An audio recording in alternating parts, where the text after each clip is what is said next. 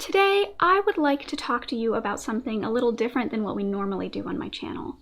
I want to take a look at a particular aesthetic or way of life, depending on who you ask, and do a sort of critical analysis of it to see if there's more going on with it than meets the eye. And the topic that we are going to be deep diving into today is cottagecore.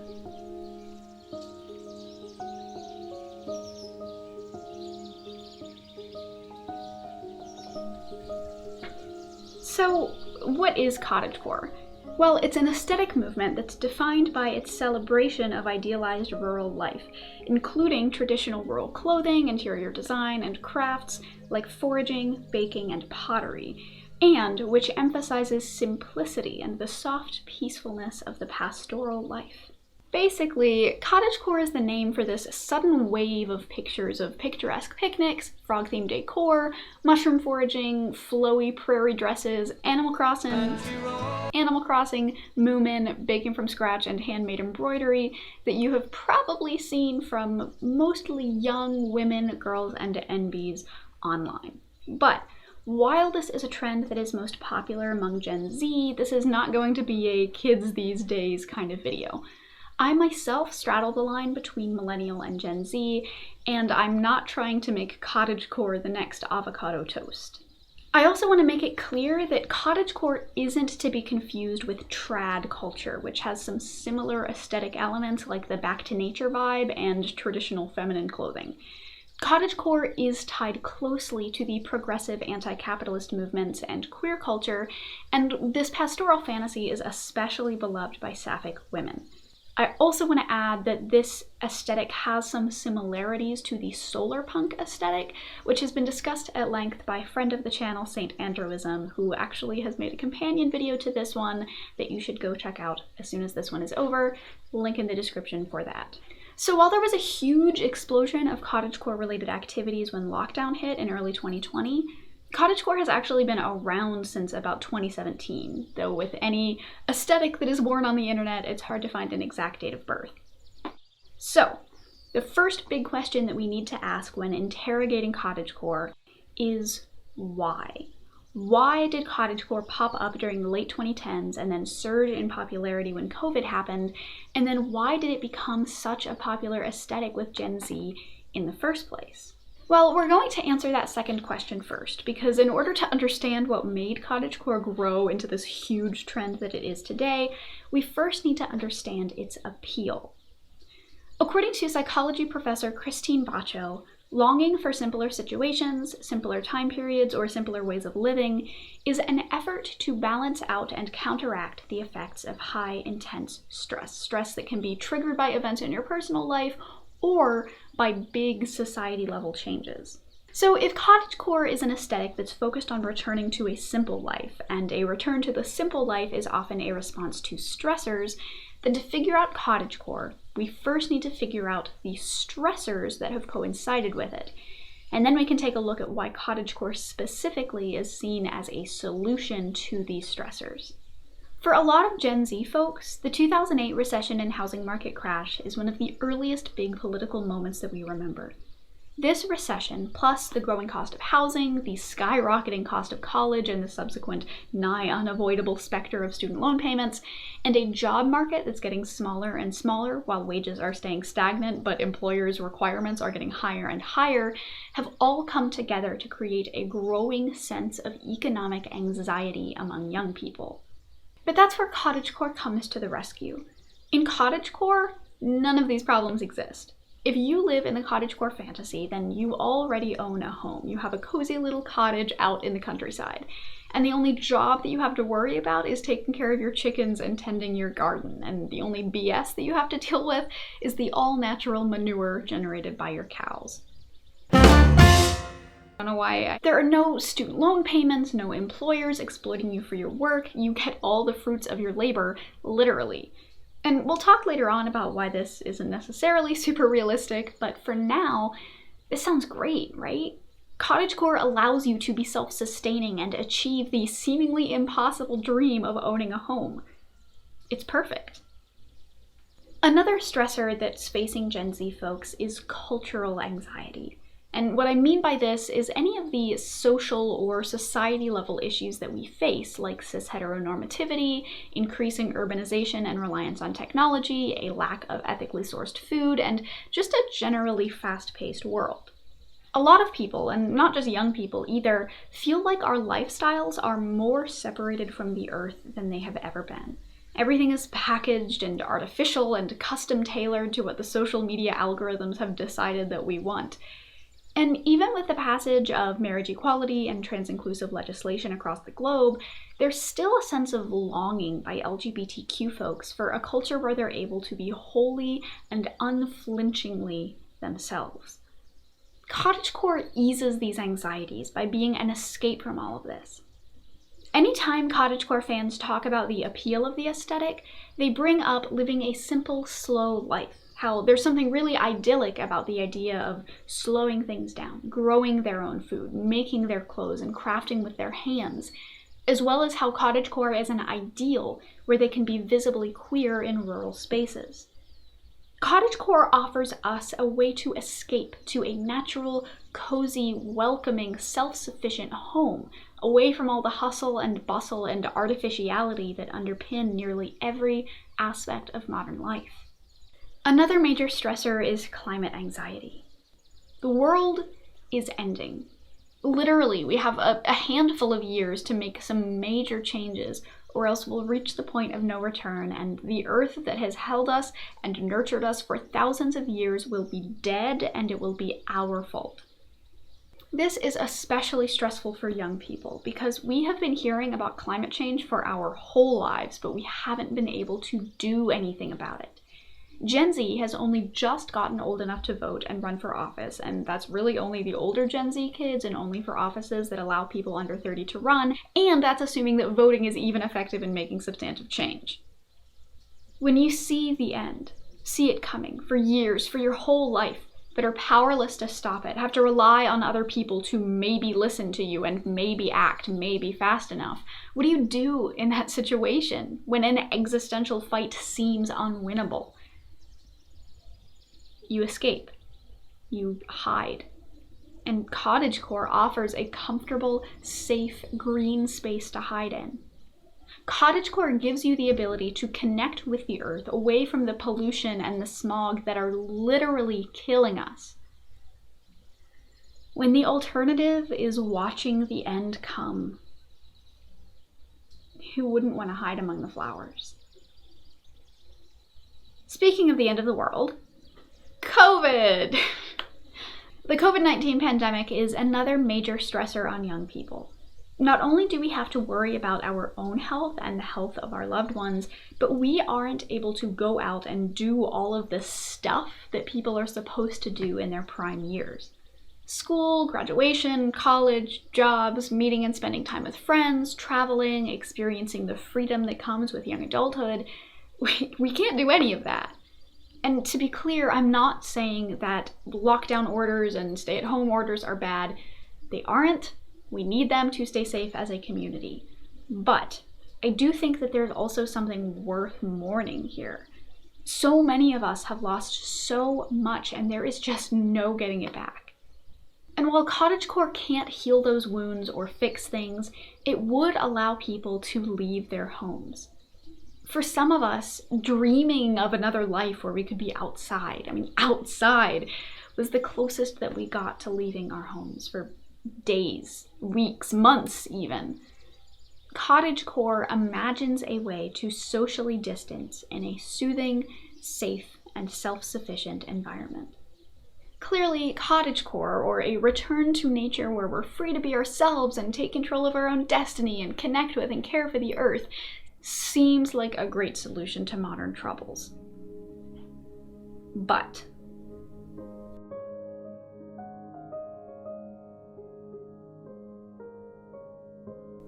Cottagecore has seen its fair share of criticism, and that's what I really wanted to talk about with this video. Because while it feels like a great solution, and it's even something that I myself really enjoy as an aesthetic, there are some problems with it, some pretty big problems. And perhaps the most glaring issue is that Cottagecore is really, really white. anytime you look up pictures of cottagecore, you get mostly young, thin, seemingly able-bodied white women. And while there is a ton of really great support and representation of LGBTQ folks within this cottagecore movement, this seemingly progressive space is noticeably lacking in representation of other groups. But why? Well, the history of cottagecore can be traced back to early environmental movements during the Romantic period of the mid-1800s, which have some pretty racist roots. Many foundational environmentalists were really into eugenics. Madison Grant, for instance, spearheaded anti-immigration and anti-miscegenation legislation, and he was such a radical eugenicist that his ideas were the basis of the Nazis' eugenics campaigns. And Hitler actually said of Grant's book, The Passing of the Great Race, "This book is my Bible." Even some modern environmentalists held similar racist beliefs, like ecologist William Vogt, who worked in the mid-1900s and had a particular interest in population control, which to him meant the government paying poor people to get sterilized, which is an idea that has actually stuck around in our modern eco-fascist movements, which have also co-opted some of the cottagecore aesthetic. But environmentalist eugenics aren't the only problematic element of the historical basis of cottagecore. There's also homesteading, which is the backbone of the cottagecore aesthetic because homesteading was all about going out into nature, living off the land, and being entirely self-sufficient, just like cottagecore is. But homesteading also has a legacy that is rife with racism. Now, the first Homestead Act allowed anyone over the age of 21 who had never taken up arms against the government to apply for a plot of land out west they had to use productively. But because it was passed before the end of the Civil War, it actually shut out the entire population of enslaved Black Americans who were living in the South at the time. Now, the Southern Homestead Act of 1866 did cover all newly freed people. But just because it said that they could apply for land grants, that doesn't mean that they were ever actually able to do so. There were a ton of hoops that Black Americans had to jump through that white Americans just didn't. Many freed Black folks had been coerced into signing labor contracts, but if they wanted to move out west to claim their land grants, they could actually be arrested for breaking their contracts early. And remember, as per the 13th Amendment, arrest meant re-enslavement. They also had to have documentation and money for the application, and then they had to jump through bureaucratic hoops to actually file their claim. And most formerly enslaved people would have had no experience with this kind of governmental BS, and many of them had also been denied literacy, so they could easily be taken advantage of and unjustly denied. Then they still had to produce things with the land that they had gotten, and that meant farming. But a lot of the land that the government was handing out wasn't actually suitable for farming, so they were doomed before they even began. But even with so much stacked against them, many Black families were able to head out and claim land and make it as homesteaders. But while they legally claimed the land from the government, it wasn't the government's land to give in the first place. Colonialism is baked into homesteading, and so it's also baked into cottagecore. The whole foundation of cottagecore is living off the land, but most cottagecore enthusiasts never stop to ask whose land they're living on. The US government literally sold the idea of taming the wild frontier and living off the land to white people, and in return displaced, or worse, millions of indigenous Americans. The history of colonialism has bled into every facet of our lives, so much so that many people, especially those who have benefited the most from the history of colonialism, just don't see it. They see aesthetics like cottagecore as simple and pure and harmless. But they aren't, because they're built on centuries of theft and violence and forced displacement and genocide. And you may argue that because cottagecore is a fantasy, that it doesn't have ties to this horrific past, that it's its own thing. But to quote Tumblr user Antifa Spider-Man, if your cottagecore fantasy isn't romanticizing the colonial past, then why is it so furiously anti-modern? Why is modern seen as being at odds with nature? Cottagecore cannot be innocent, because you cannot have innocence through stolen land. Finally, I want to talk about the general romanticization of country life that I see happening with cottagecore. Cottagecore rests on a false idea of farm life. And I don't necessarily think that cottagecore enthusiasts are ignorant of this. I mean, some are for sure, but I think most folks realize that living on a farm and raising animals and making everything by hand is hard. And I would know. I lived that life. I grew up with chickens and a garden, and we made jelly from the berries that grew at the edge of the woods and canned all of the veggies that came from our garden, and it was all very cozy. But it also sucked.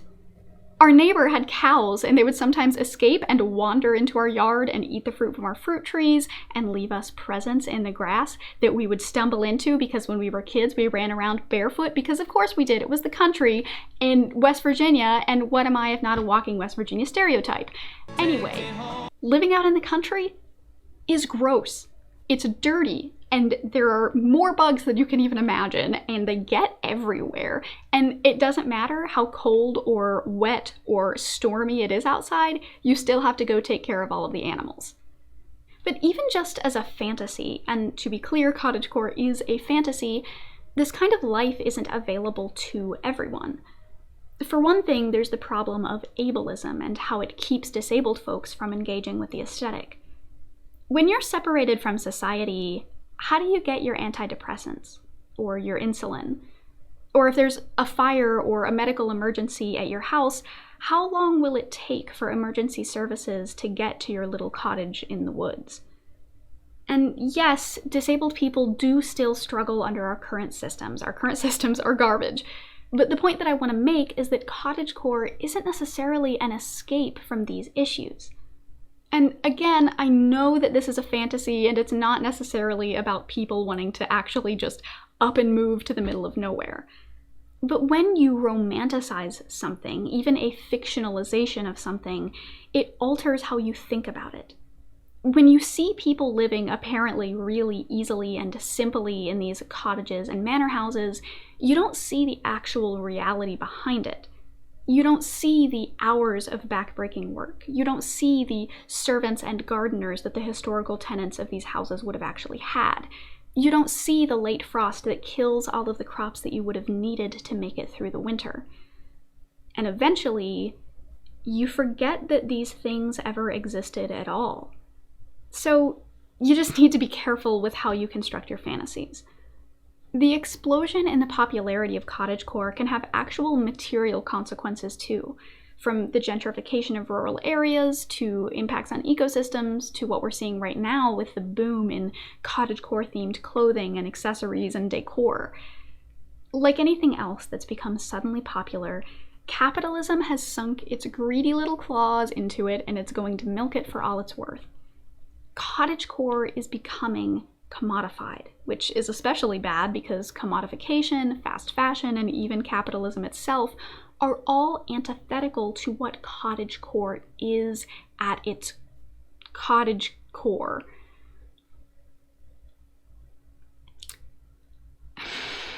Now, this does not mean that cottagecore is evil or even useless. Something that I keep bringing up is that folks pretty much know that cottagecore in reality is problematic, but that still doesn't mean that we should just accept it at face value. We should examine our dreams and fantasies and think about what underpins them or what subconscious assumptions we're making about them. With these criticisms, I'm not attempting to wipe out cottagecore. Like I said earlier, I really like cottagecore. I mean, I grew up running around the woods and climbing trees and playing make-believe about fairies and magic and talking toads and mud pies. I even did a whole Twitter thread a few months ago where I talked about all of the edible wild plants that I ate as a kid. I mostly found them through trial and error. I ate a lot of weeds. And honestly, I kind of miss it. But I also recognize that the cottagecore lifestyle has some problems. And this just means that we either need to find a different lifestyle movement, one that doesn't have its roots in colonialism, racism, ableism, and a total idolization of rural life, or we need to work to change cottagecore itself to help it move past this problematic past and focus on a more positive and inclusive future.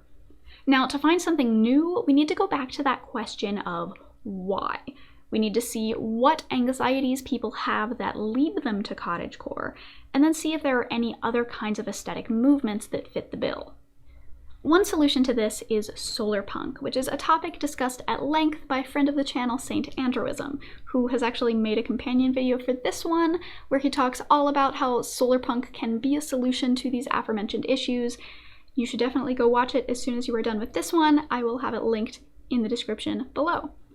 Now, as he discusses, solar punk is far from perfect, just like cottagecore, but where it differs is that it is forward-facing, whereas cottagecore is backward-facing.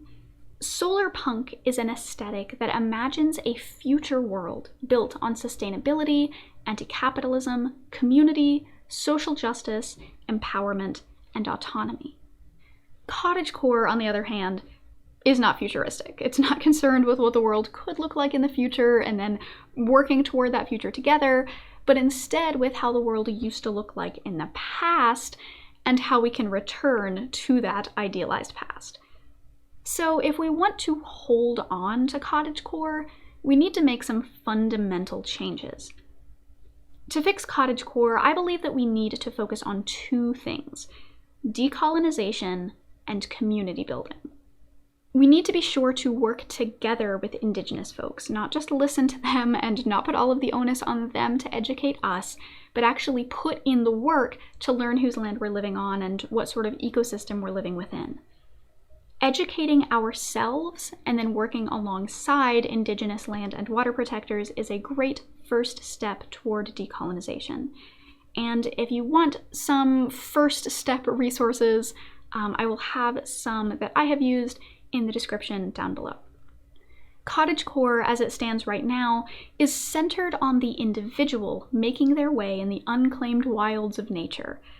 So to change cottagecore into a more community-centric approach, we need to take the individual off the pedestal, because a viable future cannot be built on individual people taking advantage of others and of nature to rise to the top.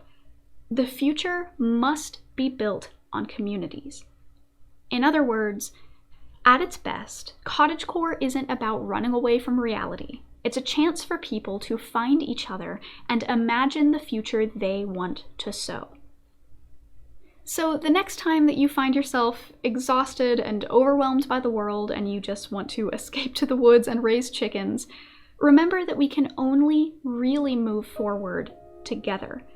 And it's only through community, through listening to each other and working together and, yes, making the hard choices that are necessary to truly decolonize and decapitalize, that we can make cottagecore a viable dream for all of us.